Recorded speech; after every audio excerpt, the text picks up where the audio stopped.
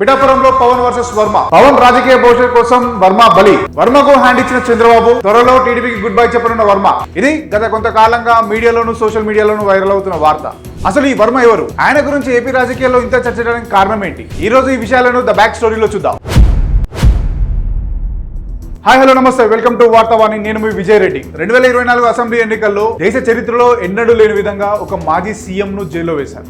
దాదాపు 52 రోజుల పాటు చంద్రబాబు జైలు జీవితాన్ని గడిపాడు. చంద్రబాబు నాయుడు అరెస్ట్ తో టీడీపీ కేడర్ నిరాశలకు లోనైంది. అదే సమయంలో చంద్రబాబుకు నేను అండగా ఉంటానని చెప్పిన పవన్ కళ్యాణ్ 2024 అసెంబ్లీ ఎన్నికల్లో టీడీపీతో కలిసి పోటీ చేస్తానని ప్రకటన చేశారు. పవన్ కళ్యాణ్ చేసిన ఈ ప్రకటన టీడీపీ కేడర్ లో జోష్ నింపినా కొంతమేర జన సైనికులకు మాత్రం నిరాశని మిగిల్చింది. ఆ తర్వాత జరిగిన సంఘటనలు, ఎన్నికల్లో కూటమి గెలవడం, వైసీపీ కేవలం 11 సీట్లకు పరిమితం అవడం అంతా మీకు తెలిసిందే. దీనికి వర్మకి సంబంధం ఏంటంటారా? ఏపీ అసెంబ్లీ ఎన్నికల్లో టీడీపీ అధికారంలో రావడానికి పవన్ కళ్యాణ్ ఎలా సహాయపడ్డాడో, అలాగే పిఠాపురంలో పవన్ కళ్యాణ్ ఎమ్మెల్యే నుండి మంత్రి కావడానికి వర్మ కూడా అలానే సహాయపడ్డారు. కూటమి పొత్తులో భాగంగా పవన్ కళ్యాణ్ పిఠాపురం నుంచి పోటీ చేయడానికి వర్మ తన సీటును త్యాగం చేశాడు. ఎన్నికల్లో వర్మకు టికెట్ రాకపోవడంతో పిఠాపురం టీడీపీ శ్రేణులు పార్టీకి వ్యతిరేకంగా, చంద్రబాబు వ్యతిరేకంగా నిరసనలు చేపట్టారు. ఒక్కసారి ఆ విజువల్స్ ని మరోసారి చూద్దాం.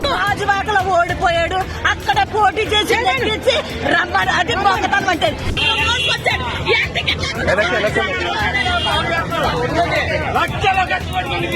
పిఠలో రాజకీయాలు బగ్గుమన్న వేళ వర్మను చంద్రబాబు పిలుచుకొని పవన్ కళ్యాణ్ కు మద్దతు ఇవ్వాలని కోరి కొన్ని కీలక హామీలు కూడా ఇచ్చారు. ఆ తర్వాత సీన్ కట్ చేసే పవన్ కళ్యాణ్ పిఠాపురం నుంచి ఎమ్మెల్యేగా భారీ మెజార్టీతో గెలిచారు. అంతా సాఫీగా సాగుతున్న క్రమంలో తనకు కీలక పదవి ఇస్తానని చంద్రబాబు నాయుడు చెప్పడంతో ఈసారి ఎమ్మెల్సీ టికెట్ తనకే వస్తుందని ఆశ పెట్టుకున్నాడు వర్మ.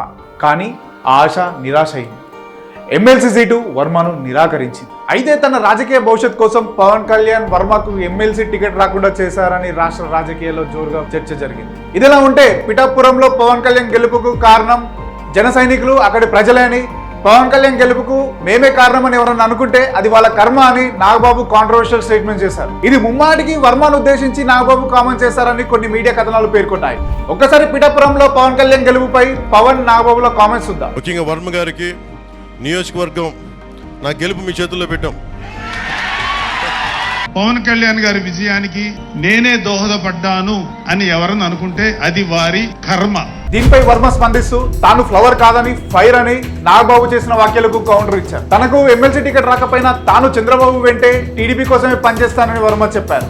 కానీ వర్మ మాటల్లో అసంతృప్తే కనిపించింది. అయితే పిఠాపురంలో తన ఉనికిని కాపాడుకునేందుకు వర్మ ఎలాంటి రాజకీయ పన్నాగులు పన్నబోతున్నారు? తదుపరి కార్యాచరణ ఎలా ఉండబోతుంది అనేది వేచి చూడాలి. State into Vartavani. నేను మీ విజయ్ రెడ్డి, సైనింగ్ ఆఫ్.